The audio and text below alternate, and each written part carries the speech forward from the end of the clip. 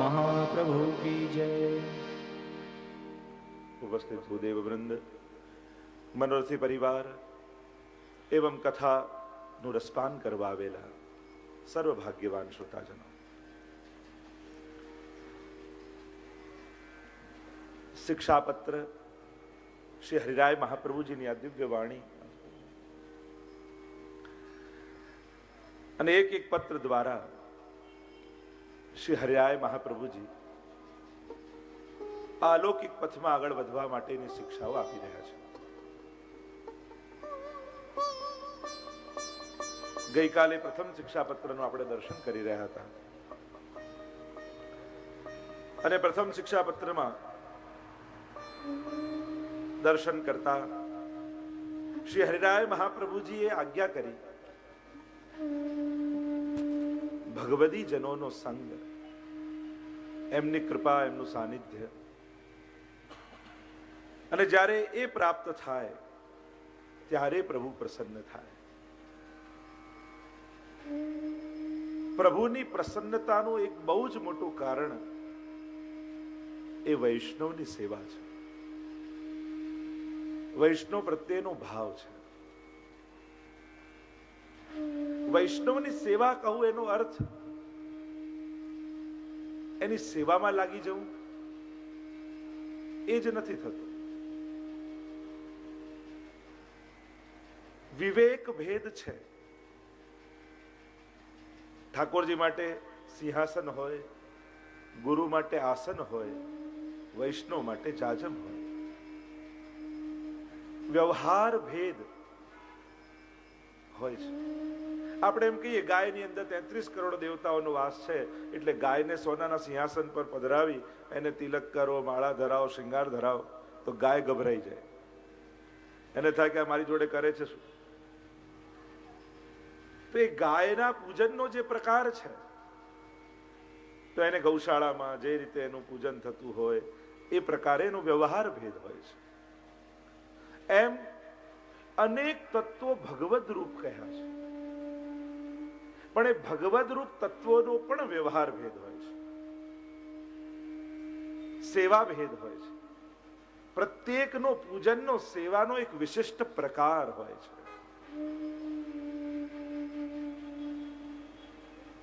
જેમ ગિરિરાજજીનો પ્રકાર છે, યમુનાજીનો પ્રકાર છે, મહાપ્રભુજીનો પ્રકાર છે, ઠાકોરજીનો પ્રકાર છે, એમ જોવા જાઓ તો આ ચારે તત્વો ભગવદ રૂપ છે. પણ ભગવદ રૂપ હોવા છતાંય એમનો સેવાનો પ્રકાર, બ્રજમાં જાઓ તો એમના પૂજનનો પ્રકાર, બેઠકજીમાં જાઓ મહાપ્રભુજી પાસે તો એક સેવાનો એક વિશિષ્ટ ક્રમ હોય, ગિરિરાજજીનું પૂજન કરવા જાઓ તો એનો ક્રમ હોય, યમુનાજીનું પૂજન કરવા જાઓ, ઠાકોરજીની ઘરે સેવા કરો. ભગવદ રૂપ છે, પણ એમની સાથેનો વ્યવહારનો, સેવાનો ભેદ હોય છે. એમ ભગવદીની કૃપા, વૈષ્ણવની કૃપા, હરિગુરુ વૈષ્ણવ ત્રણેયને સમાન જોવા એમ કહ્યું છે, પણ ત્રણેયની સાથેનો વ્યવહારનો ભેદ છે.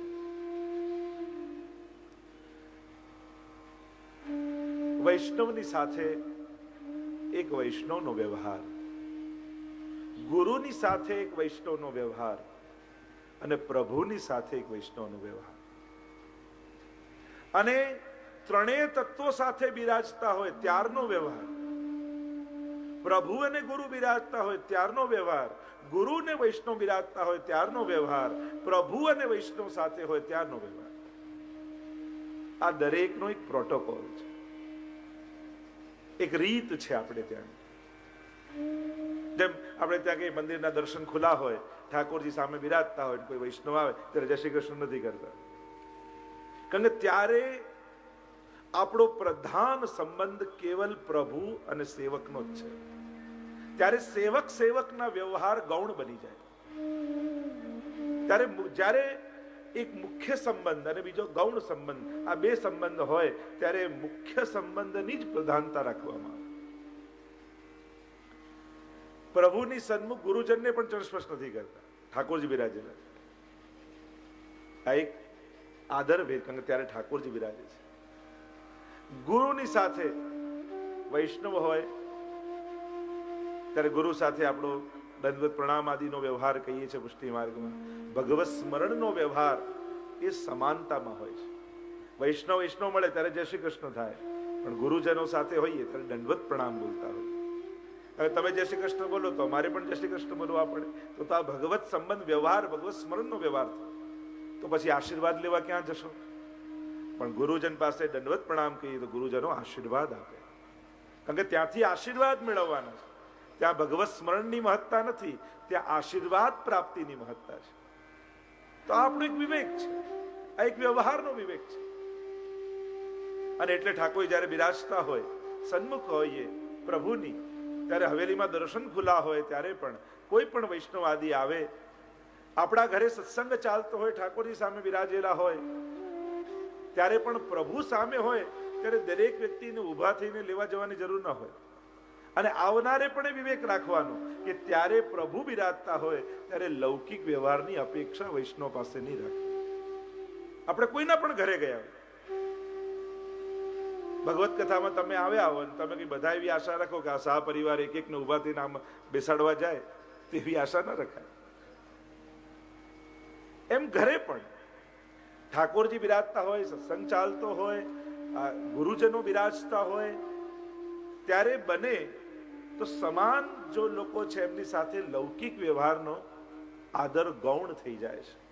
આવનારે પણ વિવેક રાખવો કે હમણાં ગુરુની સન્મુખ બેઠો છે, પ્રભુની સન્મુખ બેઠો છે, પાઠ કરી રહ્યો છે, એવા સમયે હું એવી અપેક્ષા ન રાખું કે એ મારો વ્યવહાર સાચો. એ સમયે તે જ્યાં આવ્યા હોય ત્યાં પાછળ એને બેસી જાય. કોઈનું ભજન ભંગે ન કરાવાય. કોઈ પાઠ કરતો હોય, સેવા કરતો હોય અને કોઈ પ્રભુના ધ્યાનમાં હોય ત્યારે પ્રભુથી એનું મન ખસેડવું એ પણ દોષ છે. કોઈ કથા શ્રવણ કરી રહ્યું છે, પાઠ કરી રહ્યું છે, બને એટલો વિક્ષેપ ન પડે કોઈની ભક્તિમાં, એનો વિવેક દરેકે રાખે. આપણો વૈષ્ણવી વિવેક છે. ત્યારે બધા લૌકિક વ્યવહાર ગૌણ કરી દેવા. ત્યારે આપણો એક જ વ્યવહાર હોય, પ્રભુ મારા સ્વામી છે અને હું સેવક છું, અને એ જ વ્યવહારની પ્રધાનતા હોય છે. અને એટલા માટે હવેલીમાં, ઠાકોરની સન્મુખ આ બધા વિવેક રાખવા.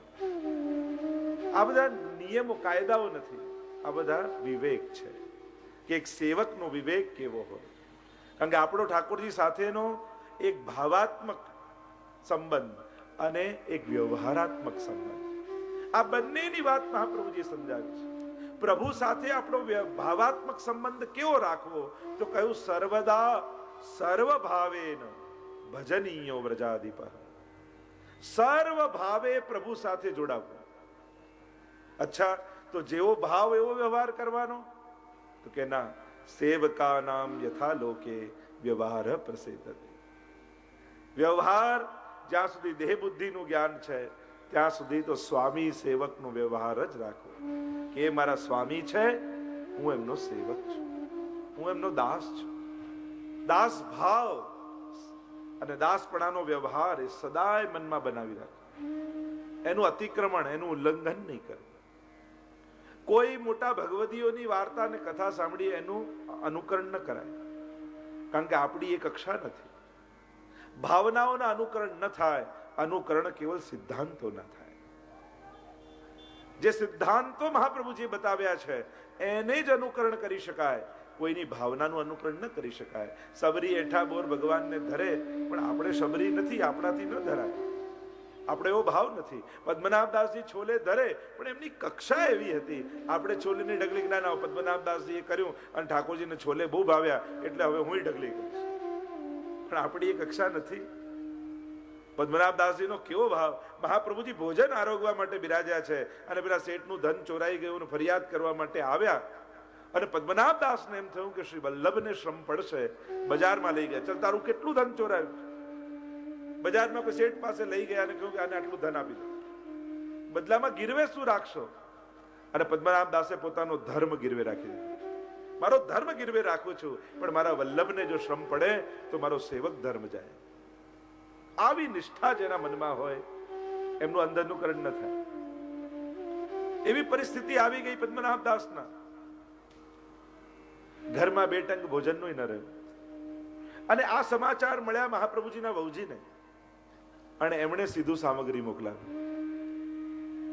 જ્યાં પદ્મનાભદાસ ઘરે આવ્યા અને સીધું સામગ્રી પડેલું જોયું, પૂછ્યું ક્યાંથી આવ્યું છે, ત્યારે કહ્યું શ્રી વલ્લભના ઘરેથી આવ્યું છે. હૃદય ભરાઈ આવ્યું. કહ્યું બેટા, હવે ઘરે છોડવાનો સમય આવી ગયો છે. હવે અડેલ છોડીને આપણે બીજે ક્યાંક જતા રહીએ, કારણ કે આપણા સુખ માટે જો શ્રી વલ્લભને શ્રમ કરવો પડે તો આપણો સેવક ધર્મ જાય. આ ભાવના અને આવા ભગવદીઓની ભાવનું અનુકરણ જ્યાં સુધી આપણી કક્ષા ન આવે ત્યાં સુધી આપણાથી ન થઈ શકે. અને એટલે સિદ્ધાંતનું અનુકરણ થાય, કોઈના ભાવનું અનુકરણ ન થાય. નહીં તો પેલું દાતરડાનો પ્રસંગ આવે છે ને, કે પેલા ગોસાઈજી પધાર્યા ગામમાં, જોયું તો દાતરડું મૂક્યું હતું, દાતુન મૂક્યું હતું, અને દાતુન થયું કે આ ભોગમાં જોડી ધરેલા. પૂછ્યું કે આ ક્યાંથી આવે, કે પેલા ધરે છે એટલે હું ધરું. પેલો કે પેલા ધરે છે, કરતા કરતા છેલ્લે એક માજીનું નામ આવ્યું. કહ્યું કે તમે આ દાતુન કેમ એમાં મૂકો છો? ત્યારે કહ્યું કે જયરાજ, મારી પાસે હું તો નિષ્કંચન છું, ચમચી એ ઘરમાં નથી એટલે એનો ભાવ કરીને ધરું છું. અને બધાને એમ થયું કે આવું તો કરવું જ પડે. ભાવના અનુકરણ બની ગઈ. ગોકુલનાથજીના હાસ્ય પ્રસંગમાં આવે છે કે પેલા એક બહુ જ જાડા સરખા વૈષ્ણવ હતા, અને ધોતી પહેરીને સેવામાં બેસે એટલે એની લાંગ ખુલી જાય. પાછળ પેલી પટલી હોય ને એ ખુલી જાય, અને શરીર એવું ભારે. એટલે બીજા જો આટલા ભગવતી, અચ્છા આ રીતે સેવા કરાય, એ પણ લાંગ ગાડી સેવા કરવા બેઠા. એમ કહીને આખું ગામ આ રીતે બેસે. ગોકુલનાથજી થયું કે આ થાય છે શું? એટલે કે પેલા કરે છે. પછી ખબર પડી કે આ સારી ભાઈનું શરીર વધારે હતું એટલે ધોતીની લાંગ ખુલી જતી હતી, એટલે એ રીતે સેવા થતી. ક્યાંક આપણા બધા જોડે આવું તો નથી થતું. કોઈ પણ ભાવનાનું અનુકરણ ન કરાય. તો જે વ્યવહાર પક્ષની વાત કરી રહ્યો છું, અહીંયા હરિરાય મહાપ્રભુજી આજ્ઞા કરી એવા ભગવતીનો સંગ કરવો. ભગવતીના સંગની મહત્તા છે, ગુરુના સાનિધ્યની મહત્તા છે, અને ઠાકોરજીની સેવાની મહત્તા છે. પ્રભુની સેવાની મહત્તા, ગુરુનું સાનિધ્યની મહત્તા અને વૈષ્ણવના સંગની મહત્તા. આ ત્રણ જેના જીવનમાં બનેલા રહે, કલયુગ એનું કાંઈ બગાડી શકતો નથી. પ્રભુની સન્મુખતા, પ્રભુની સેવા, કોઈ ગુરુનું સાનિધ્ય, કોઈ મહાપુરુષનું સાનિધ્ય જીવનમાં રહે ને તો એ જીવન પવિત્ર બનેલું રહે. અને કોઈ ભગવતીનો સંગ. વૈષ્ણવના લક્ષણો જે ગઈકાલે આપણે ચર્ચા કરી હતી, અનન્ય ભક્તિ વાળો, મહાપ્રભુજીના ચરણોમાં અનન્ય અનુરાગ વાળો, સંતોષી અને કામ લોભ આ બધા જ દુર્ગુણોથી મુક્ત. વૈષ્ણવના જીવનમાં પરમ સંતોષ હોય.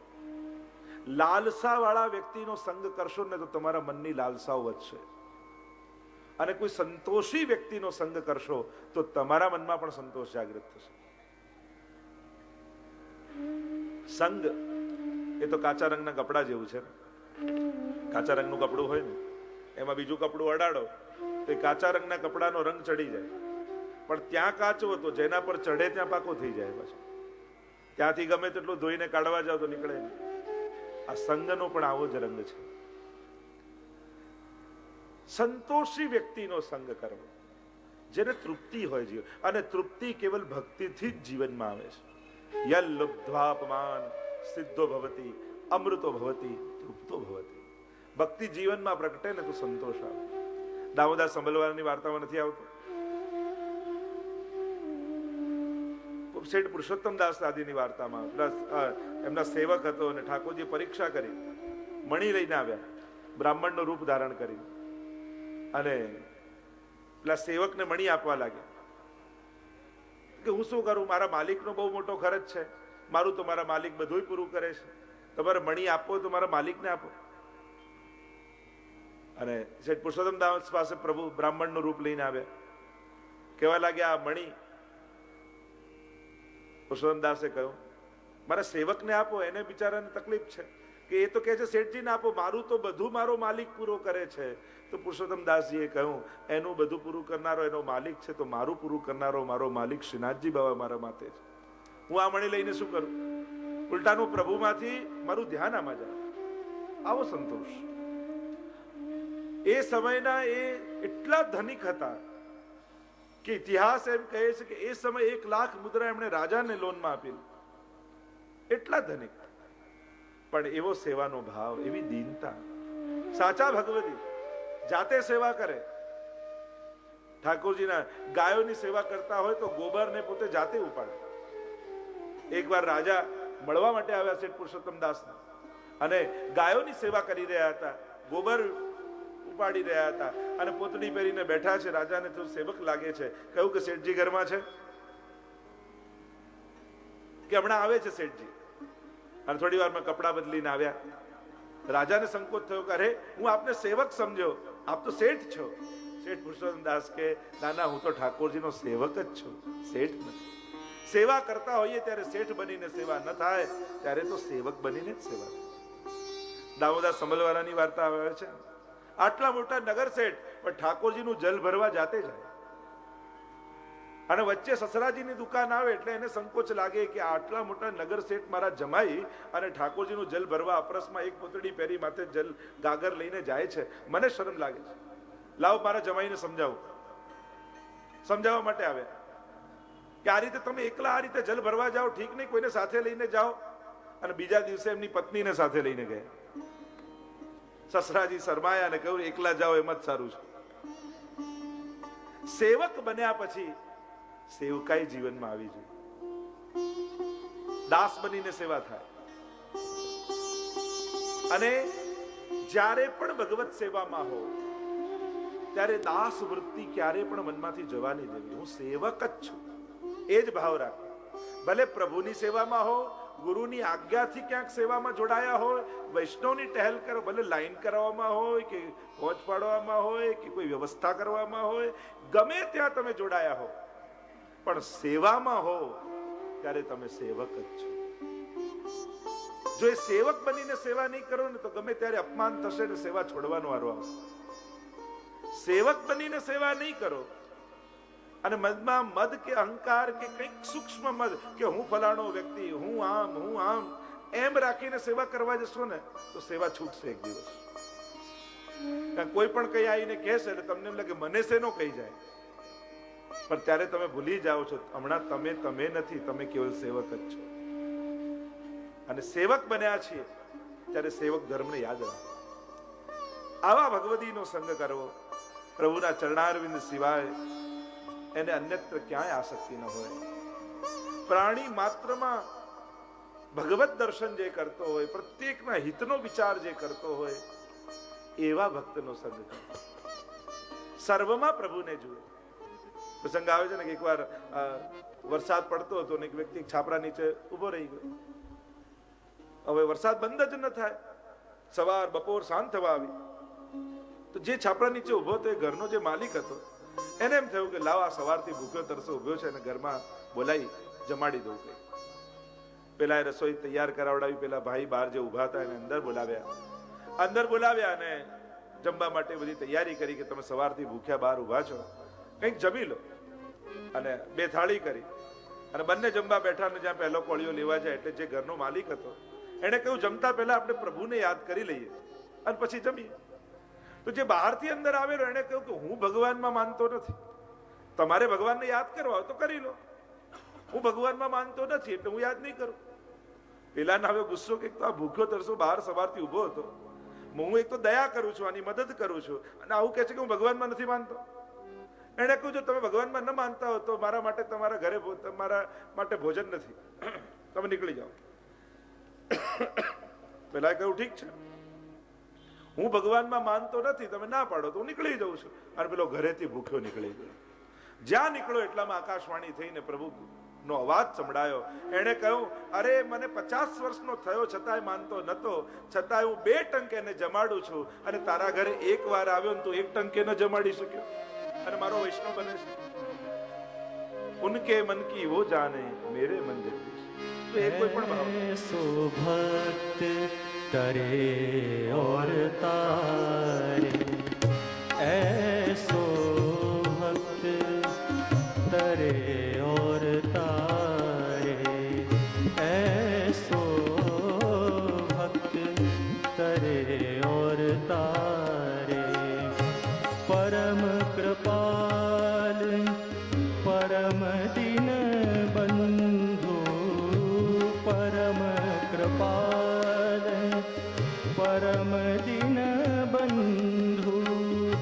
शरण ग्रहे वाको दुख निवारे, ऐसो भक्त तरे और तारे।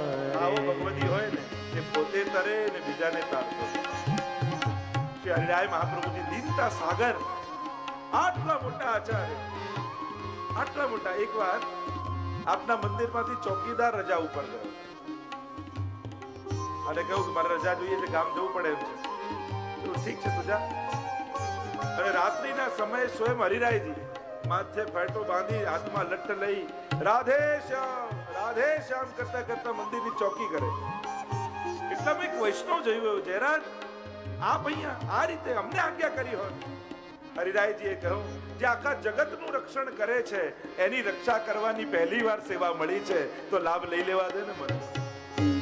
सब सुमैत्री शत्रु नहीं कोई, सब सुमैत्री शत्रु नहीं कोई, वाद विवाद सबन सुहारे, वाद विवाद सबन सुहारे, हरि को नाम,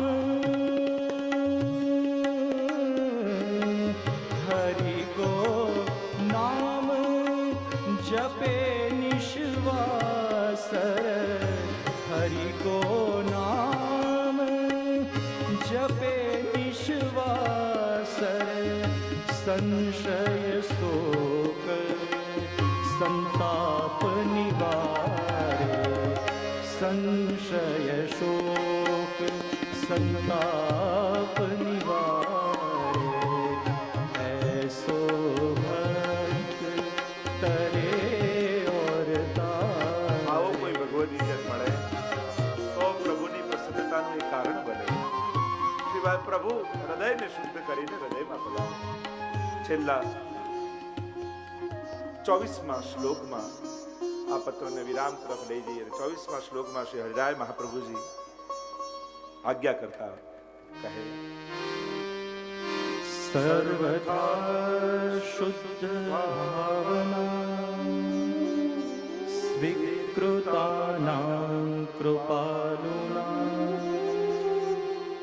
सर्वं श्रीवल्लभाचार्य प्रसादेन भविष्यति, सर्वथा शुद्ध भावना स्वीकृतानां कृपालुना, सर्वं श्रीवल्लभाचार्य प्रसादेन भविष्यति. સર્વથા શુદ્ધ ભાવાના.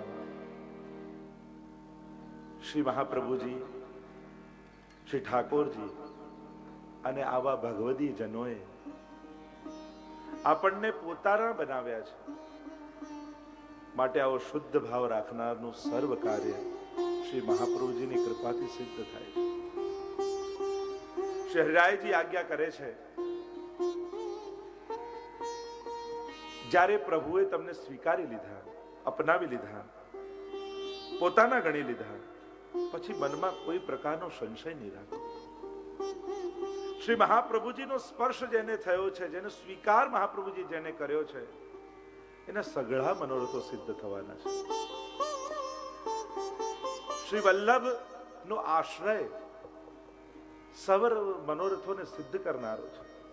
ભક્તેચ્છા પૂરક શ્રી મહાપ્રભુજીનું નામ છે. સર્વમ શ્રી વલ્લભાચાર્ય પ્રસાદેન ભવિષ્યતિ, અને પુષ્ટિ માર્ગમાં સઘળું શ્રી મહાપ્રભુજીની કૃપાથી સિદ્ધ થનારું છે. શ્રી વલ્લભની કૃપા એ જ ચાવી છે.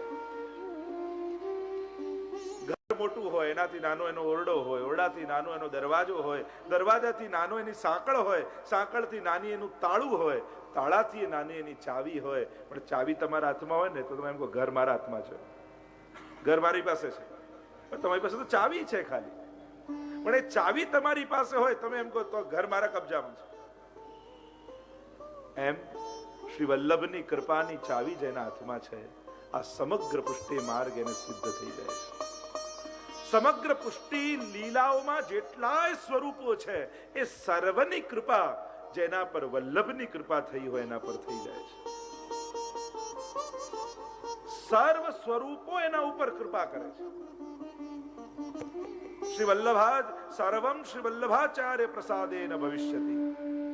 મહાપ્રભુજીની કૃપાથી સગળું સિદ્ધ થશે. દયારામભાઈ તો કહે અષ્ટાક્ષર પંચાક્ષર ભાગવત ગ્રંથ સહિત શ્રી વલ્લભના નામમાં એ છે પૂર્ણ પ્રતીત.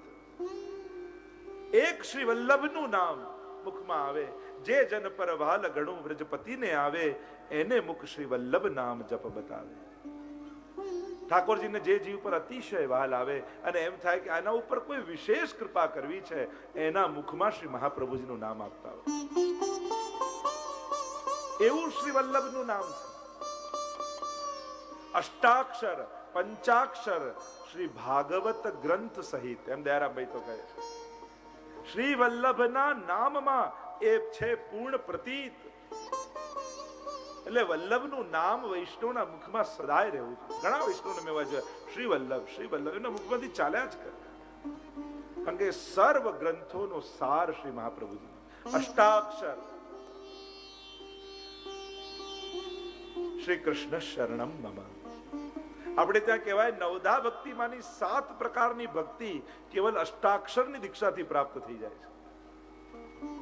શ્રવણમ કીર્તનમ વિષ્ણુ સ્મરણમ પાદ સેવનમ અર્ચનમ વંદનમ દાસ્યમ.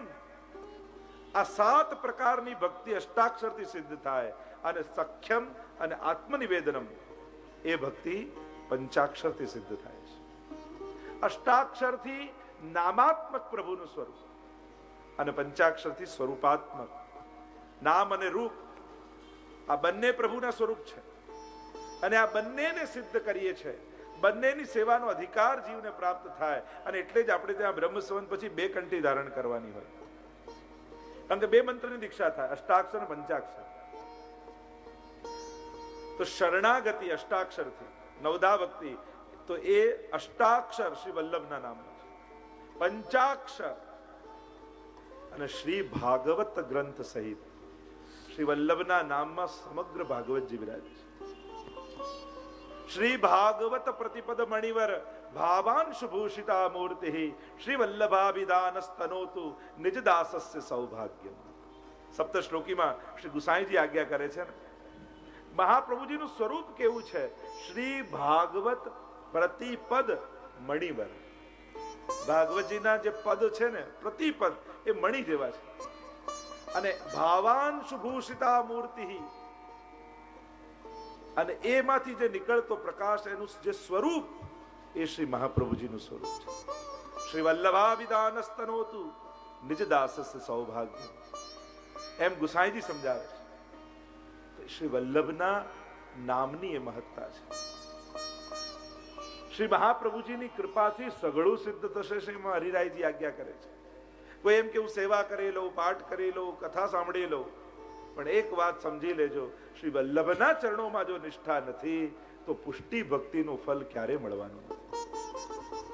આ પુષ્ટિ ભક્તિ ફલિત ક્યારે થાય? વસ્તુ મળે એની મહત્તા નથી, કોના હાથે મળે ને એની મહત્તા હોય છે. ભગવાન મળે એની મહત્તા નથી હોતી, કોના દ્વારા મળ્યા ને એની મહત્તા હોય છે. ભક્તિ માર્ગમાં માધ્યમની મહત્તા છે, કાનીની મહત્તા છે. પદાર્થની મહત્તા નથી હોતી, ફળની મહત્તા નથી હોતી. આપણે ત્યાં તો ત્યાં સુધી કહું કે ગંગાજીનું જળ હોય, પણ એ પણ એઠા પાત્રમાં હોય ને તો એ ગ્રહણ ન થાય. એ પોતાની પવિત્રતા ગુમાવી દે છે, કારણ કે પાત્ર બરાબર નથી, માધ્યમ બરાબર નથી કે જેના દ્વારા તમારી પાસે મળે છે. અને એટલા માટે એ જ પ્રભુ, એ જ શ્રીનાથજી બાબા. અને એટલે શ્રીનાથજી બાબાએ ડાબો હાથ ઊંચો કરીને બોલાવે છે ને ભક્તોને. આપણે કેમ ઊંચો હાથ કરીને બોલાવે છે? તો કોઈને બોલાવતા હોઈએ તો આમ બોલાવાય કે આમ બોલાવાય? આપણે કોઈને બોલાવીએ એમ કે ઊંચો હાથ કરીને બોલાવે છે, તો બોલાવીએ તો આમ બોલાવાય ને આમ બોલાવાય. પણ ઠાકોરજીનો હાથ આમ છે. ભાવ એ બતાવ્યો આચાર્યોએ કે ડાબુ અંગે પુષ્ટિ અંગ છે, સ્વામીજી રૂપ છે. અને એટલે શ્રીનાથજી બાબા એમ કહે કે સીધો ના આવીશ સ્વામીજી રૂપ શ્રી વલ્લભ તરફ થઈને મારી પાસે આવે. અને એટલે આ માત રાખ્યું. રસખાનજી પકડવા દોડ્યા ને શ્રીનાથજી બાબાને, શ્રીનાથજી ભાગી ગયા. શ્રીનાથજી કહે દર્શન આપું પણ મને અડવો હોય તો પેલા ગુસાઈજી પાસે બ્રહ્મ સમન લઈને આવો, પછી મારા સ્પર્શનો તને અધિકાર મળશે. કે ભક્તિ માર્ગમાં માધ્યમની કાનીની મહત્તા છે. આપણે ગમે તેટલી ઉત્તમ સામગ્રી સિદ્ધ કરી હોય, ઠાકોરજી આગળ ધરી હોય, પણ જ્યાં સુધી મહાપ્રભુજી ગુસાઈજી ને વ્રજભક્તોની કાની નથી આપતા ત્યાં સુધી ઠાકોરજી આરોગતા નથી. સામગ્રીની મહત્તા નથી હોતી, કોની આડીથી તમે ધરી છે એની મહત્તા છે. આપણે ત્યાં જાતે ભરવા કરતા હાથ લગાવવાની મહત્તા છે. જારીજી ભરવા જઈએ, આરતી થતી હોય, તિલક થતું હોય, જરૂર નથી કે બધા આવીને તિલક કરે, જરૂર નથી કે બધા આરતીને પકડે. આપણે તો હાથ લગાવીએ એકબીજાને, કાનીનો ભાવ રાખીએ કે મારો તેવો અધિકાર નથી કે મારી સામગ્રી આરોગે, પણ આને હાથ લગાવીશ તો આની આડીથી મારી પણ કણિકા ઠાકોરજી અંગીકાર કરી. આની આ જારીજી ભરતા હોય હાથ લગાવીશ તો આમની કાનીથી મારી પણ જારીજી મહાપ્રભુજી અંગીકાર કરી લેશે. અને એટલે જ જયારે બેઠકજી આદિમાં જઈએ ત્યારે વલ્લભકુલ જારીજી ભરતા હોય ત્યારે હાથ લગાવવામાં આવે. પણ ઘણા નવા હોય ને, ના ના મેં તો ભરી જ નથી, હું મારી જાતે ભરીશ, મારા હાથે કરીશ. તો આ કોઈ મર્યાદા માર્ગ નથી. મર્યાદામાં પોતાના હાથે કરવાનું પુણ્ય છે. અને પુષ્ટિ માર્ગમાં કોઈ ભગવદી, કોઈ આચાર્ય, કોઈ મહાપુરુષને કાનીથી અંગીકાર કરાવવાનો મહત્તા છે. અહીંયા પોતાના સામર્થ્યનું બળ નથી હોતું. સેવામાં તો આડીની મહત્તા હોય છે કે કોની આડી થકી મારી અંગીકાર થાય સામગ્રી, કોના આડી થકી મારી સેવા અંગીકાર ઠાકોરજી કરે, એનો વિચાર આપણે ત્યાં કરાય છે. આ ભાવ છે આપણે. અને એટલે સર્વમ શ્રી વલ્લભાચાર્ય પ્રસાદેન ભવિષ્ય. મહાપ્રભુજીની કૃપા થાય સગળું સિદ્ધ થશે. શ્રી વલ્લભ હી કો ભરોસો મોહી. જેને મહાપ્રભુજીના ચરણોમાં ભરોસો હોય એનું સઘળું, કારણ કે મહાપ્રભુજી તો કલ્પવૃક્ષ છે. શ્રી વલ્લભ કલ્પદ્રુમ ફલ્યો, ફલ લાગ્યો વિઠ્ઠલેશ. આપણે ત્યાં કહેવાય કે 3 વસ્તુ મહત્તા છે. આ 3માંથી કોઈ એક વસ્તુ પણ કોઈને મળી જાય તો એના સઘળી ઈચ્છાઓ સિદ્ધ થઈ જાય. શાસ્ત્રોમાં 3 પદાર્થ બતાવવામાં આવે. એક ચિંતામણી. ચિંતામણી કોઈને મળે ને એની બધી જ ઈચ્છાઓ એ પૂરી કરી દે. બીજું કામધેનુ. ઋષિઓ પાસે કામધેનુ રહેતી અને એની પાસે કોઈ પણ ઈચ્છા કરો એ પૂરી થઈ જાય. અને ત્રીજું કલ્પવૃક્ષ. એની નીચે બેસીને જે પણ ઈચ્છા કરો એ પૂરી થઈ જાય. ભાગ્યશાળી છે આ વૈષ્ણવો, એની પાસે તો આ 3 વસ્તુ છે. આપણે ત્યાં ચિંતામણી કયું છે તો કહ્યું કે ત્યાં રત્ન ધાતુ ગિરિરાજે રે, ભીતર તો રોમ રોમ પ્રતિ પ્રકટિત કોટી ગોવર્ધન રાય. કરોડો ગોવર્ધનનાથ શ્રી મહાપ્રભુજીના રોમ રોમમાં બિરાજે છે. સુરદાસજીને પૂછ્યું ને કે તમે 1.25 લાખ પદ ઠાકોરજીના રચ્યા, મહાપ્રભુજીનું એક પદ ન રચ્યું. ત્યારે સુરદાસજીએ કહ્યું ન્યારો દેખતો તો ન્યારો ગાતો. બંનેમાં ભેદ જોયા હોત તો કંઈક જુદા જુદા ગાત. મેં તો બંનેને એક કરીને જાણ્યા છે. રડઈ ને ચરણ ને કેરો ભરોસો, સૂર કહા કહે દ્વિવિધ આંધળો, બિના મોલ કો ચહેરો. દ્વિવિધ આંધળો છે, મને 2 નથી દેખાતા, મને તો બંને એક કરીને જાણ્યા છે. શ્રીનાથજી બાબાના દર્શન કરવા જાઉં તો એમના મુખારવિંદ શ્રી કૃષ્ણાસ્ય શ્રી વલ્લભના દર્શન મને થાય, અને મહાપ્રભુજીના દર્શન કરવા જાઉં તો રૂવાડે રૂવાડે મને ગોવર્ધનનાથ દેખાય. મેં તો આ ભાવે બંનેને સેવ્યા છે. વલ્લભ હી કો ભારી ભરોસો મોહી. વલ્લભ હી કો ભરોસો મોહી. વલ્લભ હી કો ભરોસો મોહી. અન્ય દેવ કો જાનું ન માનો, અન્ય દેવ કો જાનું ન માનો. ઇनको આસરો ખરો સો, ઇनको આસરો ખરો સો. વલ્લભ હી કો ભરોસો મોહી. કમલાજીને કેવી આસક્તિ મહાપ્રભુજીના ચરણારી. વર્ધા મહારાષ્ટ્રનું ગામ, નાના, હજી તો નાની વય છે, અટારી ઉપર ઉભા રહે, ખિડકીની બહાર જોયા કરે, મારા વલ્લભ ક્યારે પધારશે? દ્રષ્ટિ રાજમાર્ગ ઉપર લાગેલી રહે. એક વારનો સમય ભાઈઓમાં ભાગલા પડી રહ્યા છે મિલકતના, આ ભાગ તારો, આ ભાગ મારો, અને દમલાજી ખિડકી પર ઉભા ઉભા શ્રી વલ્લભની પ્રતીક્ષા કરી રહ્યા છે. અને ત્યાંથી રાજમાર્ગ પરથી મહાપ્રભુજી પધાર્યા, નીચે ઉતરવા સુધીનો શ્રમ નથી કર્યો, ઉપરથી છલાંગ લગાવી અને વલ્લભના ચરણોને પકડી.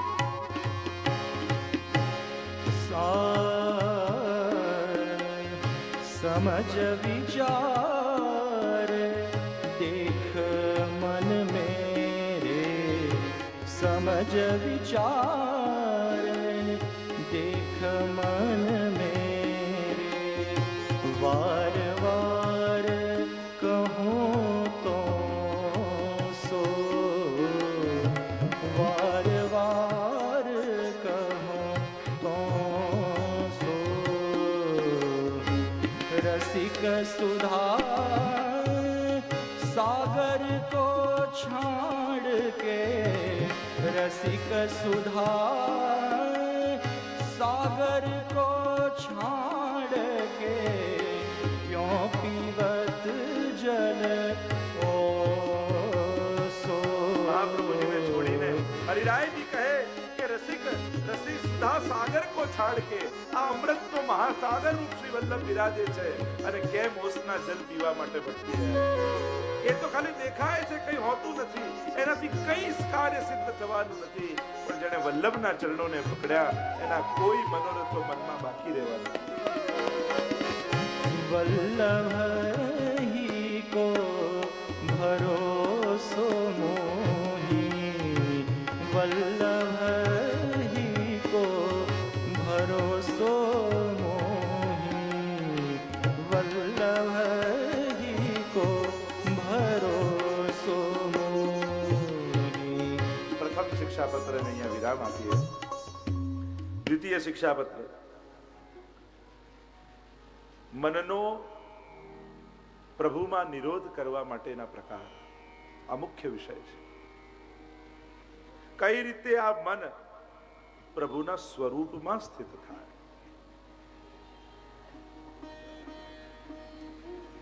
એક થી 12 શ્લોકમાં પ્રભુના સ્વરૂપનું વર્ણન શ્રી હરિરાયજી અહીંયા કર્યું છે. 13 થી 18 અધ્યાયમાં પ્રભુના ગુણ અને લીલાઓનું વર્ણન કર્યું શ્લોકમાં. 19 થી 20 શ્લોકમાં પ્રભુના સેવા અને સ્મરણની આજ્ઞા કરી છે. આ મનનો પ્રભુમાં નિરોધ કેમ થાય? 4 માધુરી પ્રભુની કહેવામાં આવી. રૂપ માધુરી, નામ માધુરી, લીલા માધુરી અને વેણુ માધુરી. બંને રૂપની વાત કરી છે. આ બે શબ્દોને સમજવા જરૂરી છે. એક છે ઐશ્વર્ય અને બીજું છે માધુર્ય. પુષ્ટિ માર્ગમાં આ 3 શબ્દોની મહત્તા છે: સૌંદર્ય, ઐશ્વર્ય અને માધુર્ય. પ્રભુના સ્વરૂપ માધુર્યની વાત 1 થી 12 શ્લોકમાં કરવામાં આવશે. કારણ કે સ્વરૂપાસક્તિ નહીં થાય ત્યાં સુધી ભક્તિને ગતિ નહીં મળે. કોઈ સ્વરૂપમાં નિષ્ઠા નહીં થાય, ક્યાંક મન લાગશે નહીં કોઈ સ્વરૂપમાં, ત્યાં સુધી સેવા પણ નહીં થઈ શકે. સેવા એ વૈષ્ણવને કોઈ સમય બચે છે એટલે કરવાની પ્રવૃત્તિ નથી. સેવા એ વૈષ્ણવની વૃત્તિ છે. સેવા કર્યા વગર વૈષ્ણવ રહી જ શકતો નથી. એની વૃત્તિ છે, એની એક્ટિવિટી ન માનો, પણ એની મનની વૃત્તિ છે. વૈષ્ણવની આત્માની ભૂખ છે. પણ સ્વરૂપ નિષ્ઠા જ્યાં સુધી નહીં થાય ત્યાં સુધી સેવા પણ ગૌણ બની જશે. તો આ 3 શબ્દો ઐશ્વર્ય, સૌંદર્ય, ઐશ્વર્ય ને માધુર્ય. પુષ્ટિ માર્ગનું સૌંદર્ય ક્યાં છે? સૌંદર્યમ નિજરુદગતમ પ્રકટિતમ સ્ત્રી ગૂઢ ભાવાત્મકમ. શ્રી વલ્લભમાં સૌંદર્ય છે. પુષ્ટિ માર્ગમાં ઐશ્વર્ય ક્યાં છે? તો કહ્યું યમનાષ્ટકમાં 8 પ્રકારના ઐશ્વર્ય મહાપ્રભુજીએ વર્ણિત કર્યા, શ્રી યમુનાજીમાં બિરાજે છે.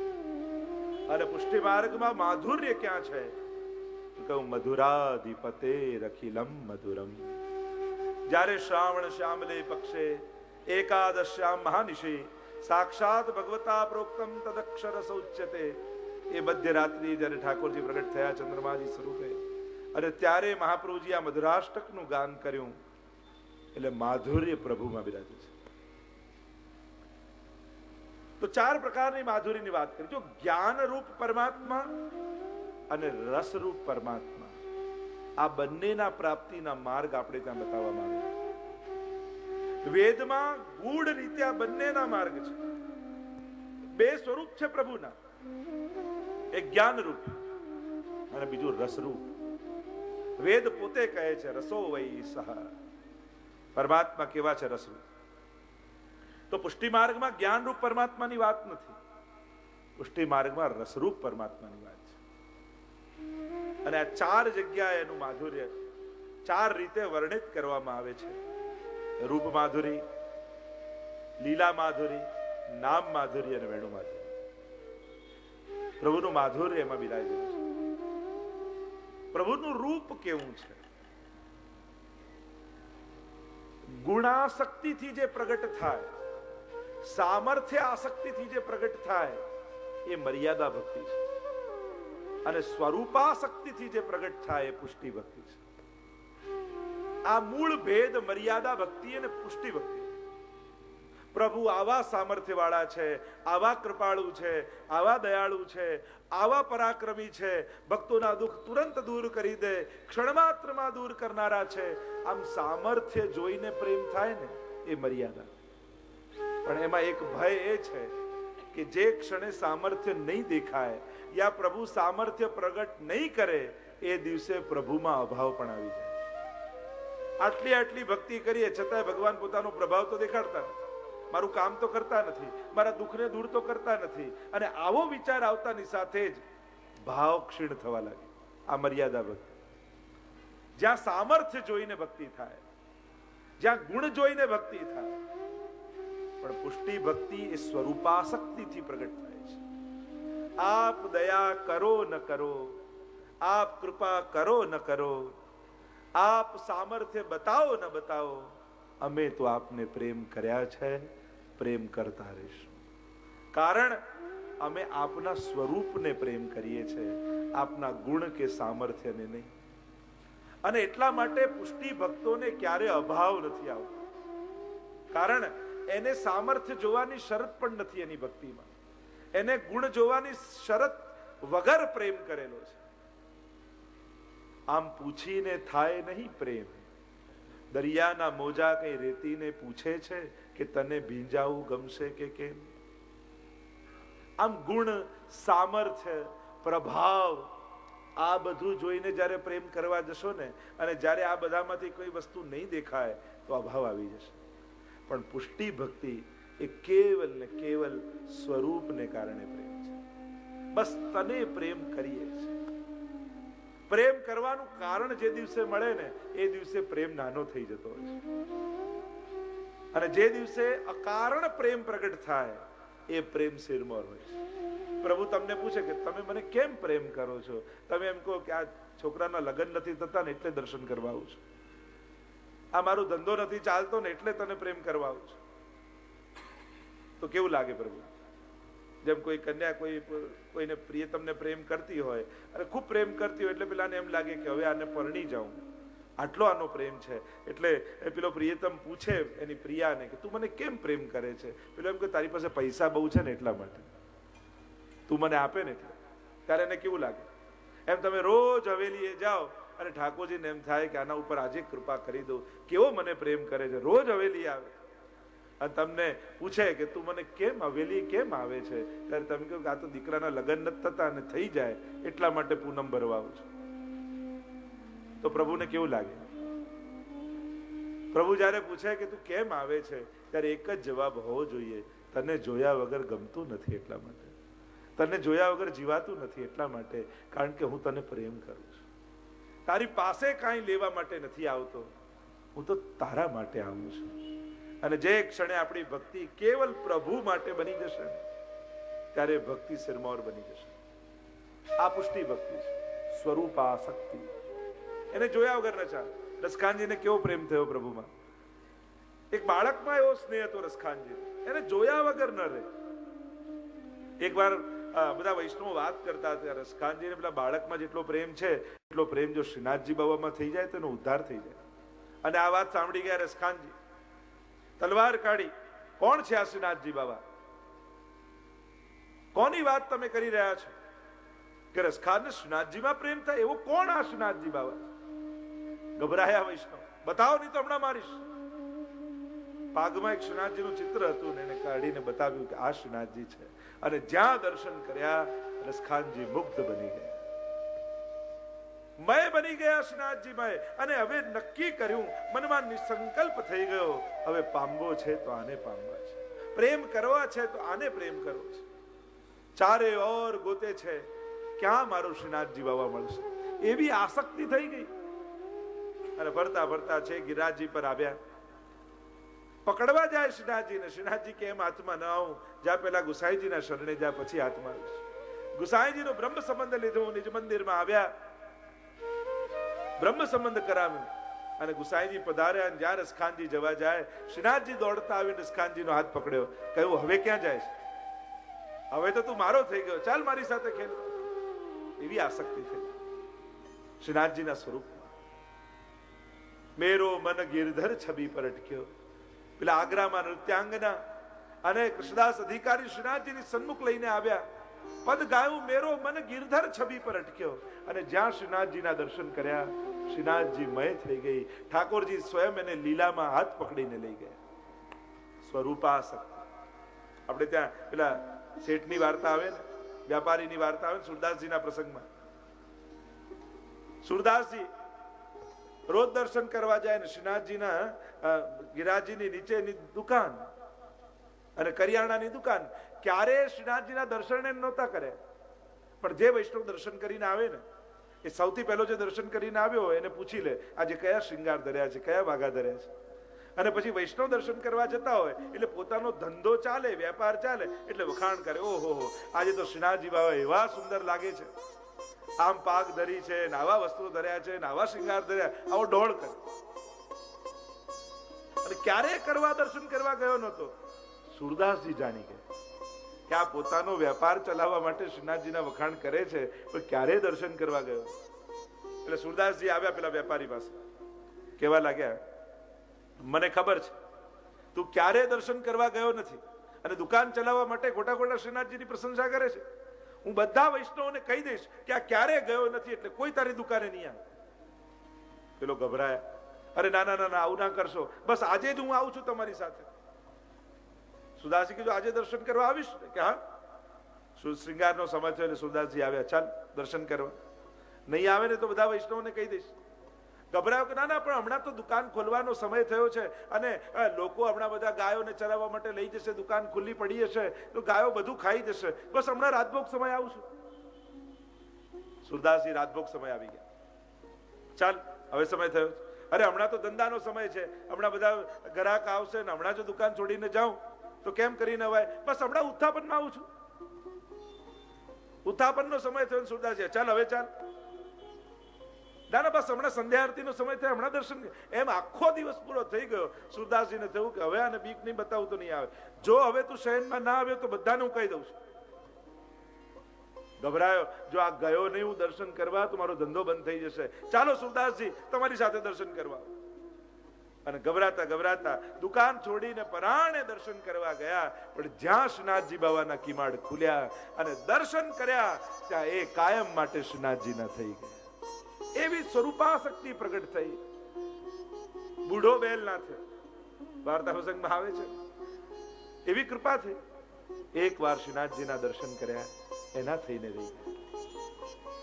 આ સ્વરૂપની આસક્તિ છે જે ગોપીજનોને છે. ગોપીજનો ગોપી ગીતમાં વારે ઘડી એ જ કહે છે ને કે પ્રભુ આપના હસ્ત, આપના ચરણ, આપના નેત્રો, આપના મુખારવિંદ, આની કૃપા કરો. આના વગર અમે કેમ જીવીશું? આપના સ્વરૂપને જોઈ જોઈને જીવીએ છીએ, આપના નેત્ર કટાક્ષોને જોઈને જીવીએ છીએ. અને ગોપીઓ ગાન કરતા બોલી, સુરત વર્ધનમ શોકનાશનમ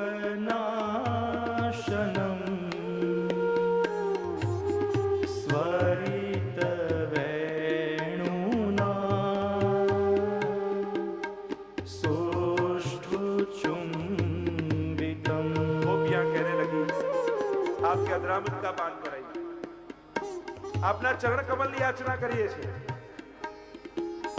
પ્રણત દેહિના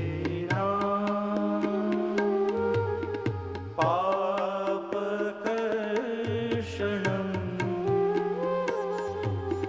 તૃણચરાનુગમ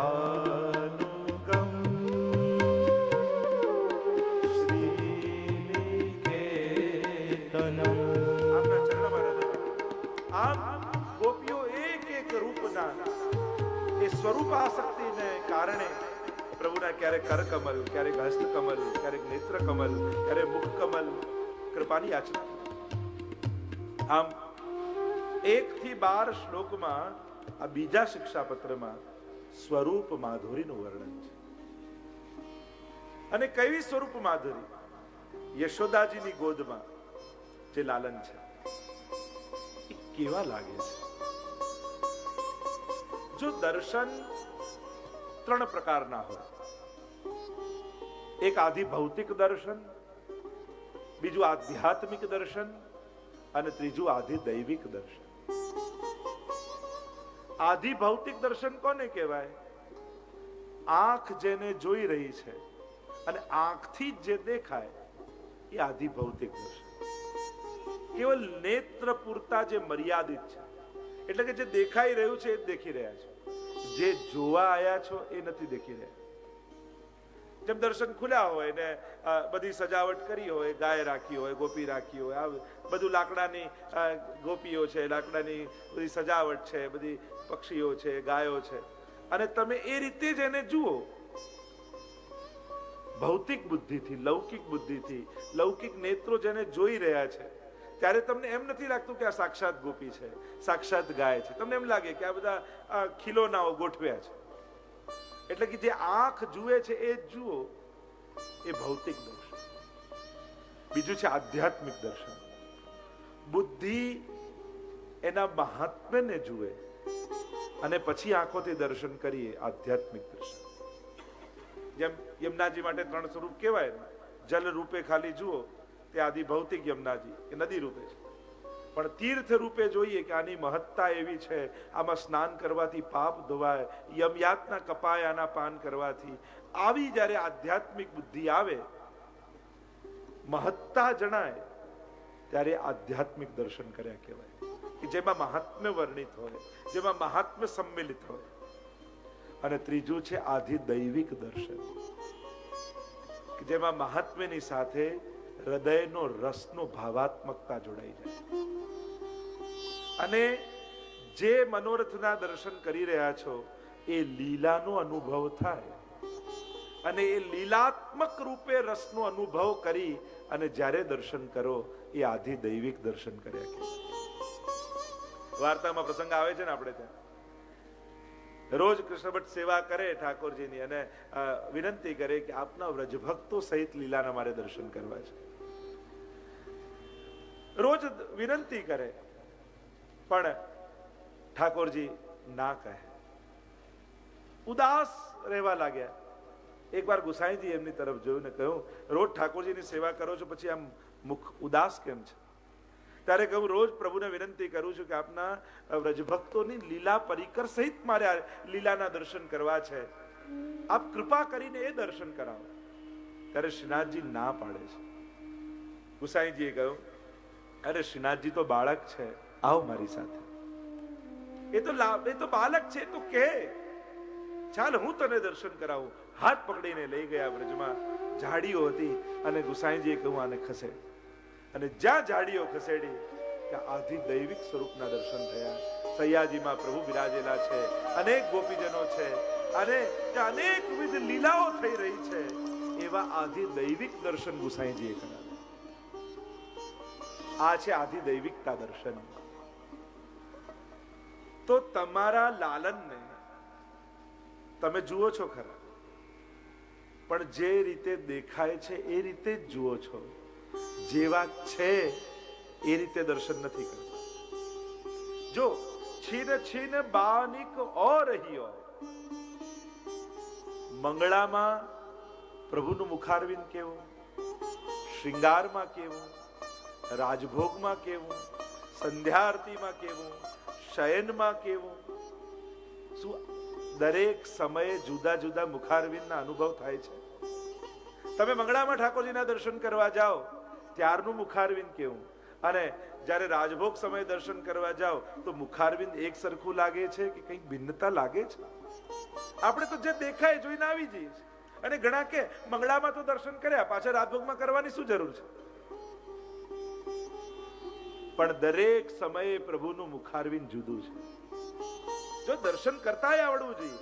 જે દેખાય એ જોઈને નહીં આવી જવાનું, જે દેખવા ગયા હતા એ દર્શન કરીને આવવાનું. મંગળામાં કેવા છે? લટપટી પાગ મરગજી માલ, ભૂષણ ઇત ઉત પરમ રસાલ, પીક કપોલ મુખ અંજન લાગ. નિત્ય લીલામાં તમે જુઓ, મંગળા સમયે ઠાકોરજીનું મુખારવિંદ કેવું દેખાવું જોઈએ? પાગના પેચ ઢીલા થઈ ગયા છે.